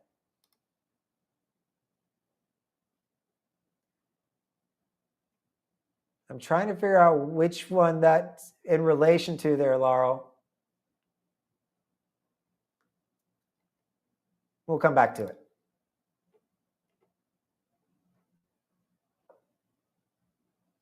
I'll agree with that. Big box companies, don't do it. Just don't. There are some large scale, let me clarify. So again, big box to me is the Costco's of the world, the Pricelines, the Expedias, the big companies like that. There are, however, I guess, high volume travel agencies out there that you may want to look into. It might be a good mix of both worlds. You can still get a dedicated rep who knows about cruises, who does cruises and been doing them for years, who's gone on them. That might be a good hybrid model. They traditionally will have more onboard credit, a little bit more incentive. So that's something else that you consider is a high volume travel agency and having one specific person to work with.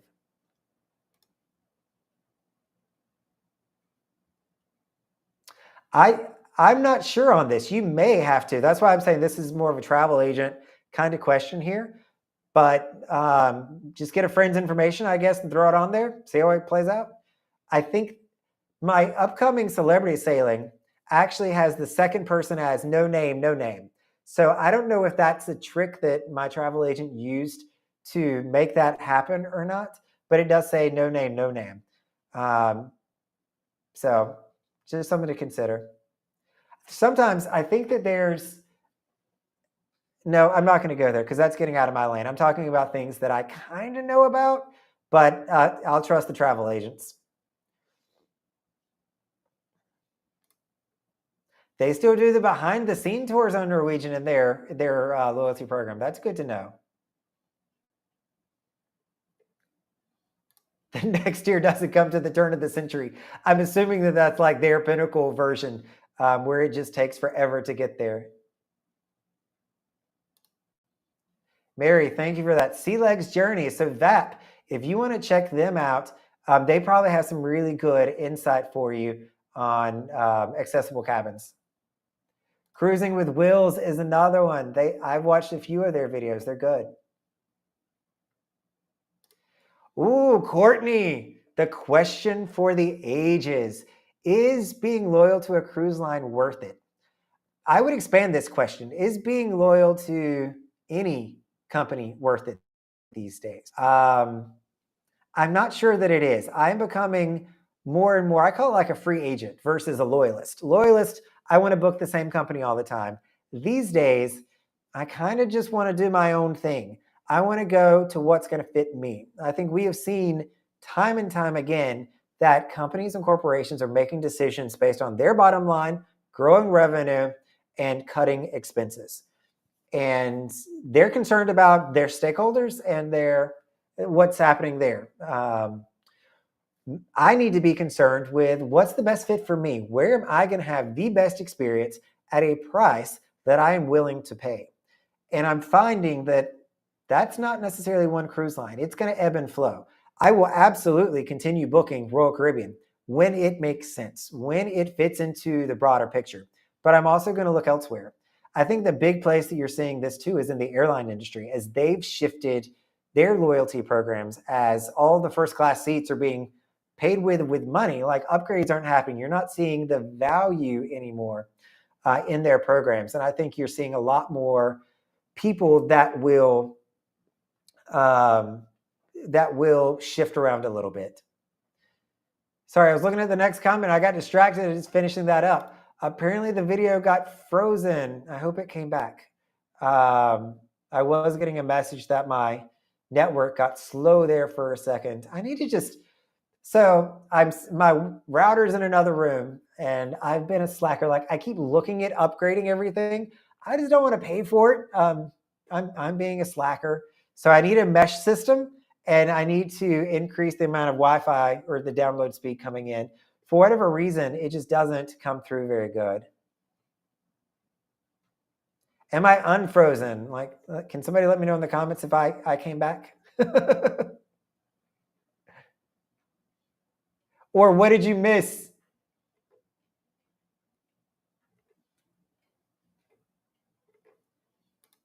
So Adam and Mary both are saying being loyal is not worth it anymore. And I tend to agree. Go where it's going to work and be best for you. Make sure, Tony, that you are status matching into Virgin's program. They've got some really good perks that I like.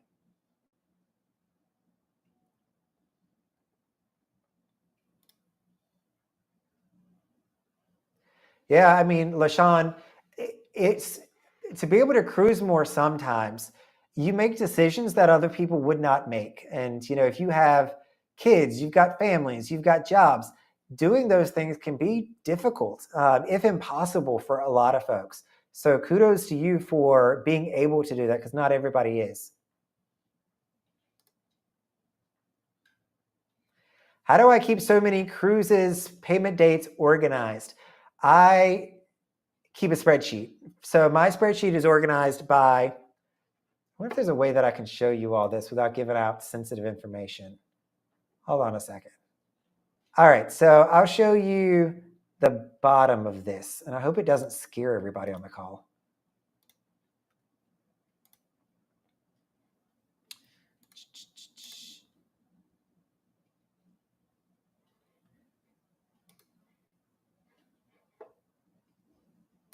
All right, now I need this screen back. So you should be able to see, you put this, add it to the scene, hide this. Here is what Brandon's spreadsheet looks like that keeps me halfway organized. So above here, and I'm not showing you that because it's got my reservation numbers on it and my full schedule, but this kind of has what I've been looking at for 2025 right now. So the way that I organize it is by weekend. So I start a calendar that has every weekend listed. So this is the Friday for every day. And then I put in holidays so I know where they are. And then I start listing out potential cruise ships that I want to go on that have a schedule there. As I mentioned, there's nothing past April at this point because it's just not an option. I've got some land trips with my friend Urush that's listed here. And I block those out so that I don't book a cruise on it. I also know that I'm going to be in North Carolina visiting family for certain holidays like Thanksgiving and July 4th. So I want to make sure that I block those so that I'm not going on a cruise and then I manage my vacation time kind of over here to see what's going to make sense. I'll price things out. I go through, you see I was doing one between Allure, Indy, Silhouette, Divina, seeing which one made the most sense. I'm constantly playing with things. But that's one of the main ways that I get started on just staying organized and booking things. And then above that, you're going to see everything else. Let's see. I think I stopped.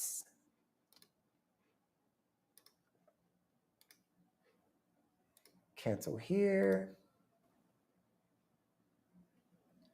Why am I not showing?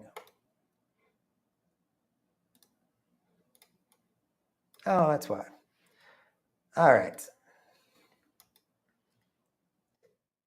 There we go. I'm back. So that's kind of what my spreadsheet looks like. It's a bit all over the place, but it is color coded. It keeps me track, and I've got a separate tab that tracks payments so that I know when those are coming due. Now that I'm technically a business, which just seems weird to me that I've made this a semi-business, I actually do track my invoices in Quicken so I know when the payments are coming due. That is like next level, if you will. All right, let's see. Glad I came back. Hopefully I wasn't gone for too long. I missed you all. I'm sure that I was like speaking amazing, wonderful things during that period of time. They tell me that when you watch the replay, somehow or another, the system fixes those things. I don't know how that works, but that's what I've heard.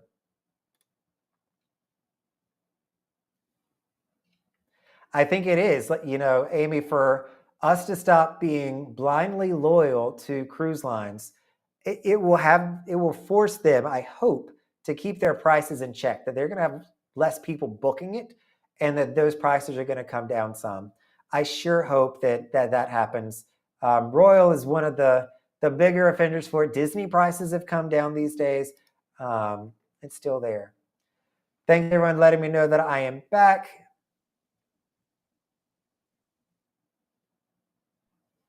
Yeah, spreadsheet. I wish that there was an easier way. I've tried using, there's the Shipmate app, not to plug them. I actually don't like the app too much. It's clunky and kind of old school, but I used to use it pre-COVID. But that was one way, especially when I find a way to more easily share what cruises you're going on, that you may want to consider.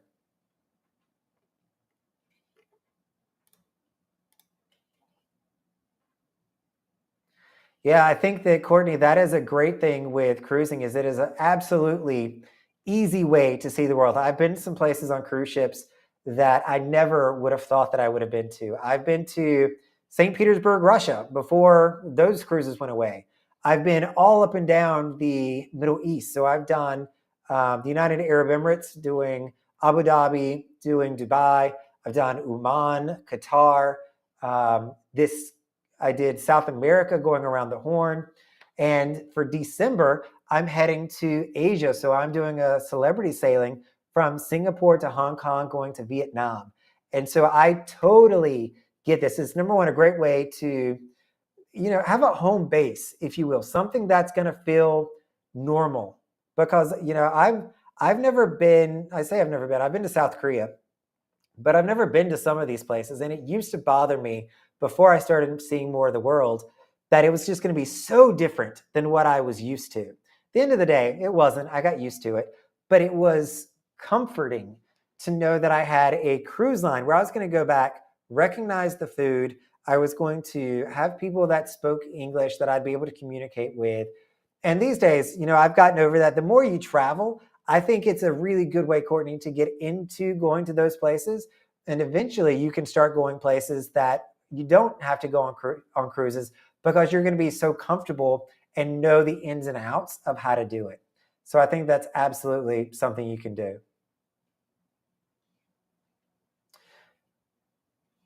And cruise ports are not always the same. Depending on where you're going, they definitely switch up some. I've tried doing like a week on land and then doing a week on a cruise. One place that I went to that I would recommend you all go to, I went to Uzbekistan last year. It is one of 3 double landlocked countries. So you can't get to it via cruise ship. There's no way to do that. And I had a blast there. So if you do have the opportunity to see places in the world, I say certainly go. I went with a group on that one. I went with a Slovenian tour group, actually. So most of the tour was in Slovenian, so I did not understand most of that, but met some amazing people and enjoyed myself. And I think that that's the trade-off we make, Sig, is, when you go on a cruise, and this is something to consider, Courtney, you definitely see places and it's a comfortable experience, but you see it for a fraction of the time you would if you actually went and stayed there. You're normally not going to get the nightlife. You're not going to get to know the people.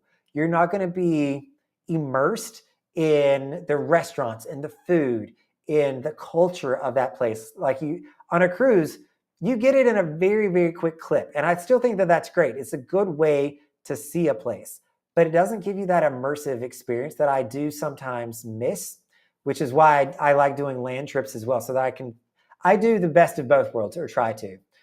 So a lot of my longer trips these days, I don't do on cruises because I want to see more of specific places versus feel like I'm bouncing around a lot or having a lot of sea days and not actually seeing the place.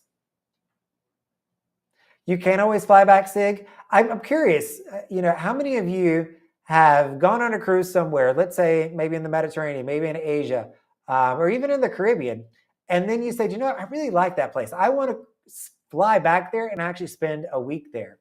I'm curious if people do that.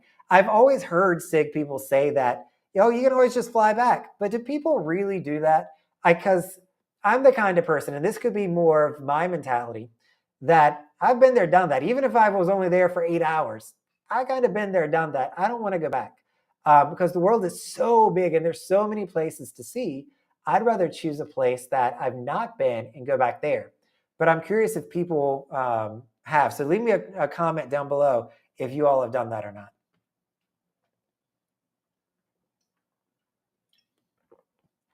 And Courtney, you're very welcome.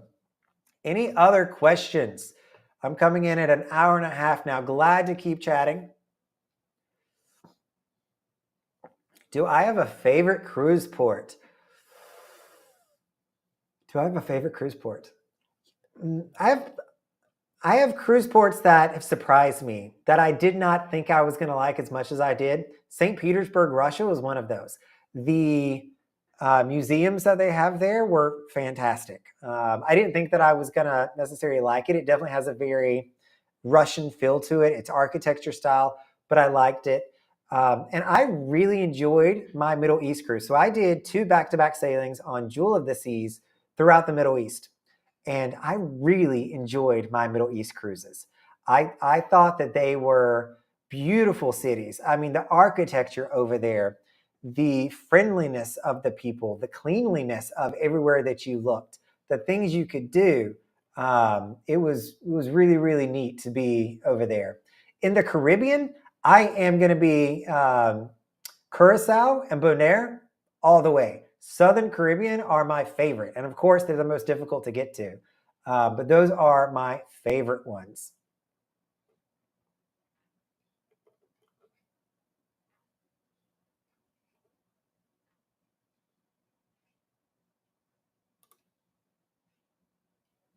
Robert, you're living my dream. I want to go to 100 countries. That is a goal of mine. I think I'm coming in at 57, 58 countries currently that I have visited just in this one Asia trip. We're going to do Thailand, Singapore, Hong Kong, Vietnam, maybe Malaysia. Again, I'm not good at knowing where cruises go. 5 more that I'm going to add to that. So I am trying my best to catch up with.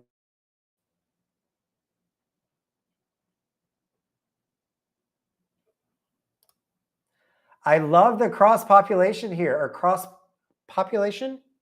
I don't know what the right word is, but I love it, LaShawn. Thank you for subscribing to Sig the Solo Cruiser. She's got her own channel, y'all.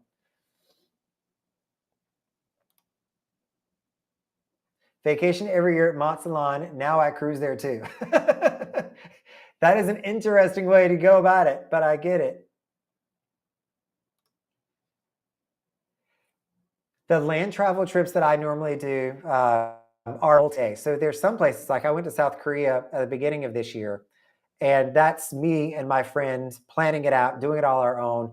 Uzbekistan, we wanted to have a tour group with us so that somebody else drove us around, took us on the different tours, told us about what we were looking at.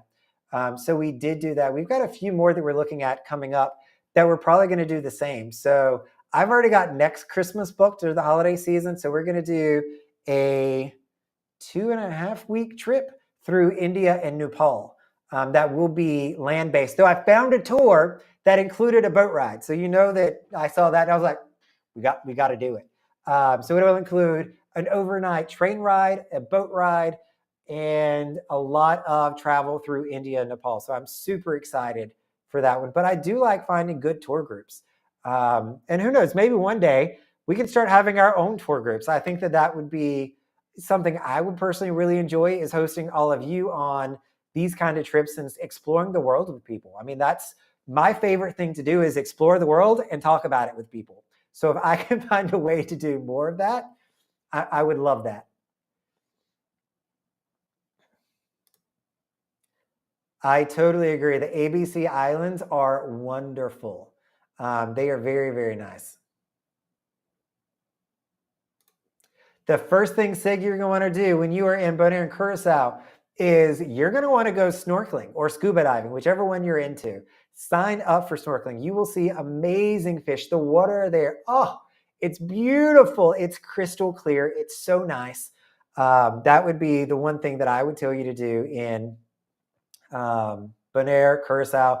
Curacao, you can walk around a lot. They've got a lot more history and culture. Bonaire, there's not much to do there. Walk around a little bit, but it's going to be a little bit more desolate.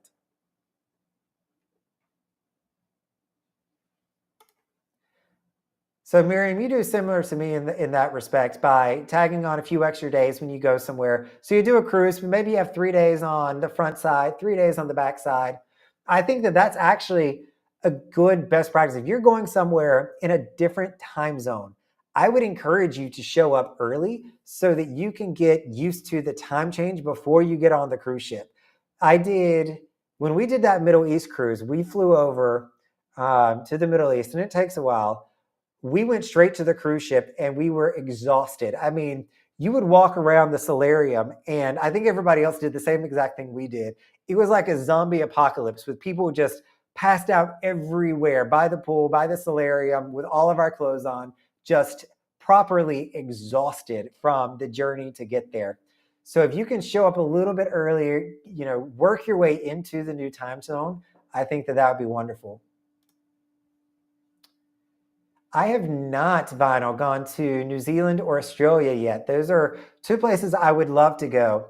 The reason I haven't, so I've booked Australia, New Zealand cruises, but I canceled them. The reason I did this is, I'm coming to a recognition. I'm aging.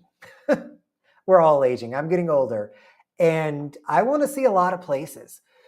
For me, going to Australia, New Zealand is, something that I can do in my 70s. I would feel comfortable doing that area of the world in my 70s, because people rave about Sydney, about Melbourne, about going to New Zealand and Wellington. I mean, it's something that I can do further up in years without a lot of problems. When I think of my India trip, so that's actually where I had Australia booked. We canceled it. I have repurposed or reprioritized places that I want to see when I'm younger that I would not want to go to when I am in my 70s. So India and Nepal, this is a trip that I absolutely probably will not do in my 70s, that I will not want to do. I want to do it now while I'm still able-bodied and well enough that, if I get food poisoning for 3 days, that's absolutely fine. Like, I'll be able to push through it. I'll be able to figure out it's going to be horrible, but I plan on going over there and eating my face off. I love Indian food. I actually just had Indian food last night. So I plan on having a great time there.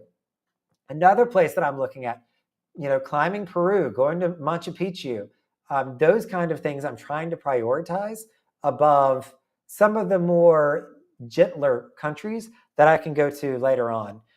Just knowing that time is limited, and this body is not gonna stick around forever. Italy is a wonderful place. My mom is still raving about our Explorer trip because we went to Bologna and stayed there a day before and a day after the cruise, and she loved it. She'd go back in a heartbeat. Hey, Mom, if you're watching this.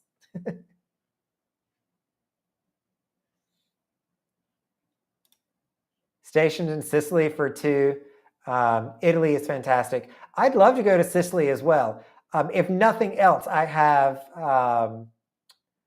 what the Golden Girls in my head. Anytime somebody mentions Sicily, that's just what I automatically think about.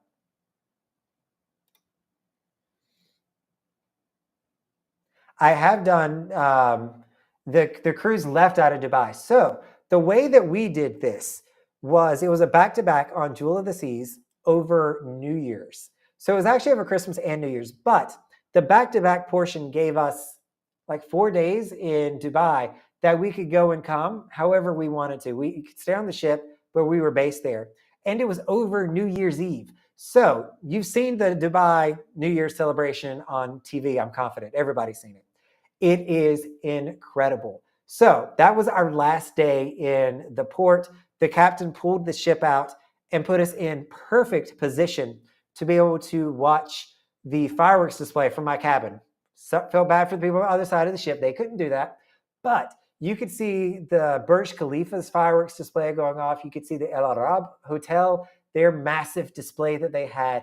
It was an incredible experience. And they decked out the top of the cruise ship by the pool. It was a really, really good time. That was fantastic. But there's palaces. I mean, if nothing else, the architecture there, going up on the Burj Khalifa to like the 170th floor, whatever the crazy floor was that we went to. And we had high tea up there. We went and did tea, which is the pro tip because you get in a shorter line when you do that. But we had a wonderful time in the Middle East. And I would actually go back to the Middle East to explore some more. Hey there, Jeremy and Cheryl, Cruise Adventures. Welcome.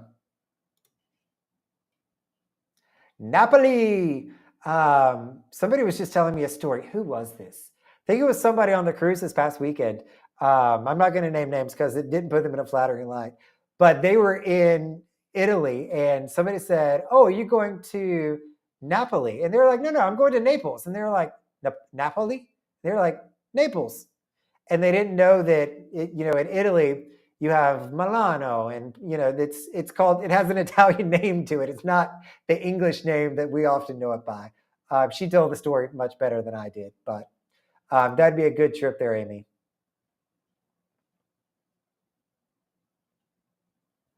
That sounds like a great trip there, Betta.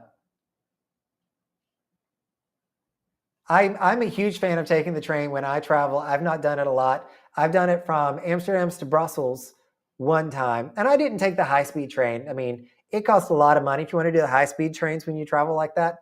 But the slower trains, still faster than what we have here in the States, unfortunately, are a really good price and value for being able to move around. And you get to see the countryside. I think that's the best part of it, is I'm just glued to the window looking at vineyards, the mountains, whatever have you. We did that. So when we did the Explorer in September, we went from Bologna, which is where we flew into, and we took the train over to Ravenna, where the cruise ship was leaving from. And we got to see the countryside. And that was something that Mom really enjoyed, was just being able to see that. If you take a bus or you're on the road, you don't see the countryside. You see the highway. You see the roads. You see the fences on the side. You might get a little bit of the country, but not like a train does. The train is the way to go. Do I have recommendations on when not to cruise? What I stay away from is the summer months, mainly because of pricing. And Courtney, if you're looking at trying to go more frequently, the pricing for summer cruises, especially when the kids are out of season, that's really what I'm talking about here. When kids are out of school, it is atrocious how much cruises can cost. So I don't do a lot of cruises then. Royal also takes away my discount that I get during the season that the kids are there. So makes it very expensive. The other time that you just want to be cautious of, and this is a personal preference, it doesn't bother me as much, is spring break weeks. And spring breaks roll. So depending on where you live within the US, you're going to find spring breaks kind of happen in regional sects. And you're going to want to try to probably avoid that. I did one cruise on the weekend that was a partial ship takeover from a college fraternity one time. There was one time where it was, what did they call themselves? Like cruise spring vacations or something like that, where they had literally 500 college-age spring breakers on the cruise ship. There's also a ton of kids, things like that. So that's just the only other one I'd be cautious of. But otherwise, I'm game. You got hurricane season. That worries some people. I don't particularly worry about hurricane season too terribly much. But if you do go in hurricane season, you might just want to check on insurance.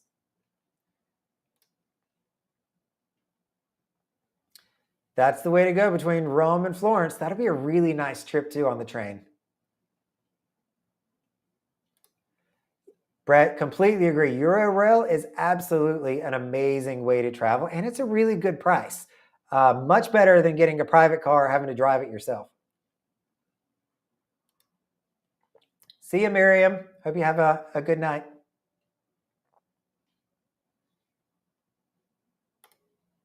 You are spot on, LaShawn. Kids drive up the price. So kids sell free. If you ever see kids sell free, that cruise is going to be expensive because they're anticipating you're going to have 2 kids with you. Brett, that is absolutely true.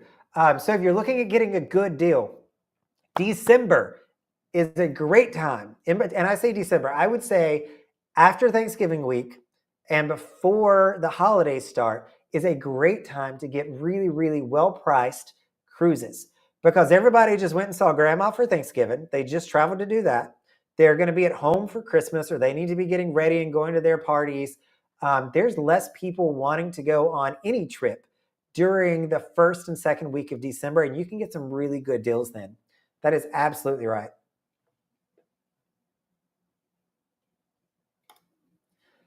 I mean, tease me with a good time there, Amy. The one time that I had the 500 people on the ship, I actually got to meet, I was doing a back-to-back, and so I got to meet the person that was putting it on and hosting it. And I complimented him on how well behaved his students were. They were actually really good. They didn't get into trouble. You didn't see any fights happening. It was a really good time. And they brought this whole different level of energy to the cruise, which was really cool. VAP, seasickness recommendations. I mean, they've got a thing called Recover they sell on the cruise ship. Honestly, if you start to get seasick, I would say take some Benadryl, take some of the, what is the Dramamine? Take some of it and go to bed, go to sleep. If you are seasick, you want to go to sleep it off. The good news, I don't think that I've seen somebody get seasick in a long time. Like that cruise ship doesn't rock these days. They've built them so well. They've got stabilizers.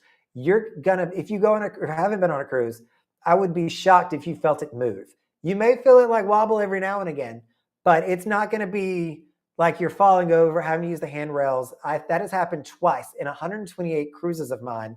I have only had 2 cruises that were rocky. The last one was in South America, and we knew that it was going to be rocky because we were going around the Horn where the water is just always really choppy there. But normally, you're absolutely fine. The other thing, if you are a brave person, this is not me condoning this or saying that people should do this. One of the best remedies for seasickness are going to be gummies. If you want to bring gummies on the cruise, that is totally your business. I'm not getting involved in that. But it helps with seasickness because it's going to help your nausea and it's going to get your appetite back. So people that I have seen get seasick, if they have had access to herbal remedies, that has done wonders for them. But I did not tell you that. Robert, do I purchase travel insurance? I do, but I don't get the fancy bells and whistle ones. There's a lot of different kinds of travel insurance out there. If you are going on just 1 cruise a year, even 2 cruises, you might want to get more specific insurance if it's canceled or trip delays, things like that. For me personally, I live across the street from the port, so chances of me not making it to the cruise ship hopefully are slim to none. I will get there some way, somehow. But I do have medical insurance. That is the one that I think worries me the most. And I kind of see with me traveling and seeing the world like we talked about some, I almost view myself at a higher risk of being injured while traveling and needing medical evacuation or some kind of support from that perspective.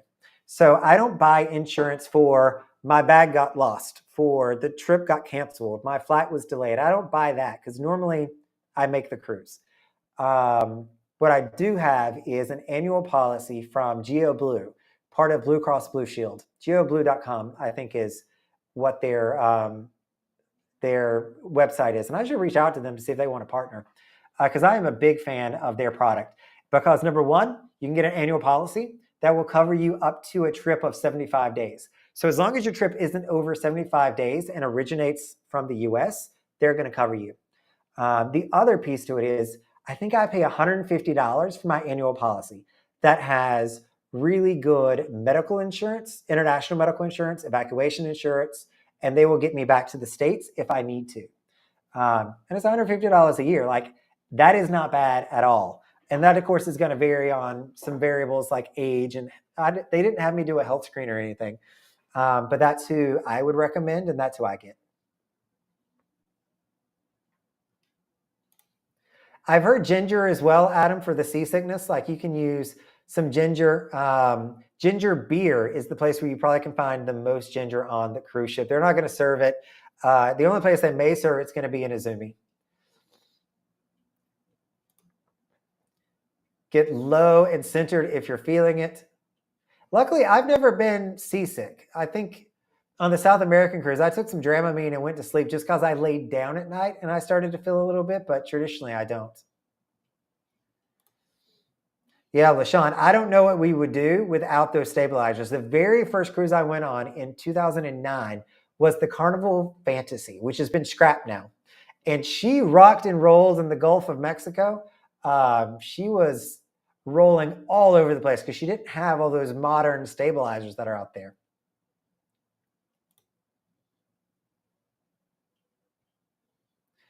Yeah, ginger hard candies, you can bring those. That's probably a really good tip, Amy, is to bring the hard candies. You can pick those up at any CVS, even when you get down here to Florida, wherever you're taking the cruise from. I would agree with that. Like, if you ever have to be evacuated off of a cruise ship, you're going to wish that you had some kind of medical insurance. I have never taken ultra long cruises, unfortunately. I'm not sure that I'm an ultra long cruise kind of guy. And I made a video about this, more targeted on the world cruise. But I mean, I have a lot of apprehension with signing up for a cruise of that length of time. I don't know how I would do with that. Number one, I think my biggest concern is the people. I hate to say that, but you only get one ship of people. Like, I'm used to having a different crowd every weekend. If you go on a 45-day cruise, you have the same people for 45 days.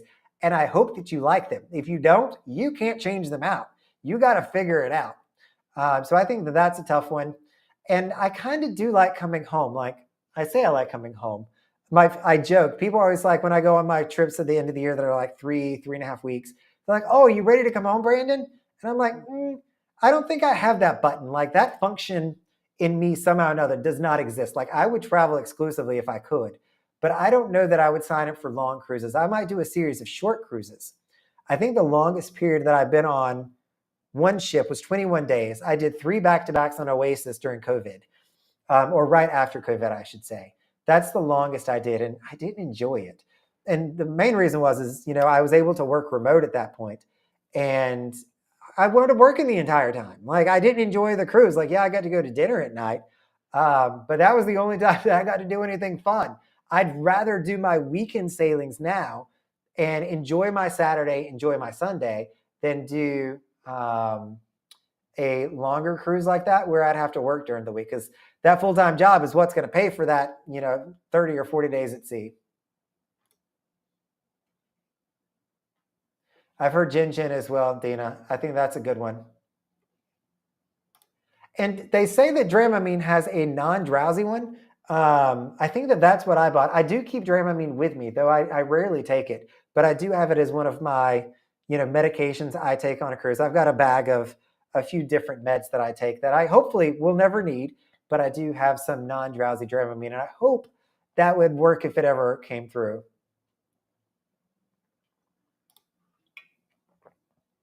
I get this question a lot, LaShawn, and it's on my list of videos I would like to make one day, is what are my recommendations for hotels? What I would first say is try to stay outside of Miami.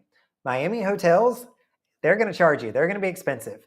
I'm not sure that that's what you want to sign up for. If you're looking for a budget hotel in Miami, like I would recommend you go to YVE Hotel, the Yotel. These are all like super modern, small studio kind of rooms where everything's in the same room, but they're going to be right by the cruise port, and they're going to be on the cheaper side. There's also a Holiday Inn right over here that I had a friend stay in one time. I'm not sure if they liked it or did not like it. There's a construction site beside it, so I'm not sure I'd recommend it now. But I would recommend, if you can, find another area that you can get a cheaper hotel and then just take an Uber to the cruise port when you need to check out. Unless you want to stay in downtown. If you're looking at more luxury hotels or higher end hotels, there's a really nice Hilton here. You've also got a JW Marriott that is wonderful. I had a business event there one time. It is fantastic. There's a Waldorf Astoria being built directly beside of me. So you can go as expensive as you want to. You can find some really cool boutique places over in Miami Beach. So you want to look at South Beach if you're coming for a period of time. That'll let you see that area, which is always a great time to be able to see. I have never done a bougie cruise. I'm on a budget over here, Courtney. I did email them probably a year ago when I was even a small YouTube channel. I said, hey, I'd love to come on your ship and, show everybody what it's like to have this luxury experience. They all turned me down. Apparently, they don't think that weekend cruisers are their target demographic. And I'm not sure that I'm going to argue with that. But I figured I'd, shoot my shot and see if I could get a free cruise. But no, I've never done Cunard. I've never done Regent. I've not even done Princess, which is a premium cruise line. Oceania has actually been parked outside for the past 3 days, taunting me. I don't know why it's there for so long. If they had a overnight here, they're having some repairs done. But I've been looking at that ship. I would love to. One that I would actually really like to do, and a lot of people don't consider this one, I'd love to do a Windstar cruise. I think the Windstar ships, I've seen them in the wild a few times. We've docked beside of them.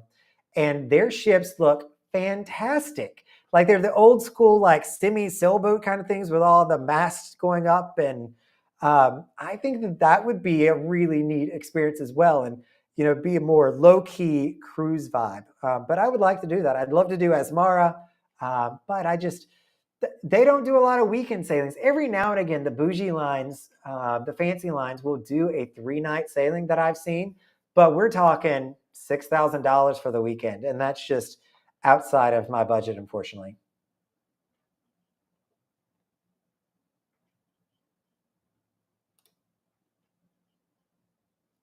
The Facebook page, there's an actual Facebook page, apparently, Cruise Port Hotels. Who knew that that was even a thing? I'm in so many Facebook groups, I can barely keep up, but glad to know that that one's there. By the way, if you're not a member of the Weekend Cruiser Facebook group, that link is down in the description as well. Make sure that you're joining that. That's where all of the information I went over earlier on the group cruise, what you all want to do, that's where I'm getting your feedback. That's where we're asking for advice and having conversations when we're not chatting here on YouTube. You absolutely pay for that convenience, Amy. The good news is Ubers down in South Florida aren't as expensive as they are in other areas of the world. So definitely price it out. Or if you want to be like super budget conscious, you can stay all the way out in Coral Gables here in Miami and then take the Coral Gables trolley directly to the cruise port. And there's a whole video on the trolley to the cruise port as well. My pleasure, LaShawn. Always glad to help out.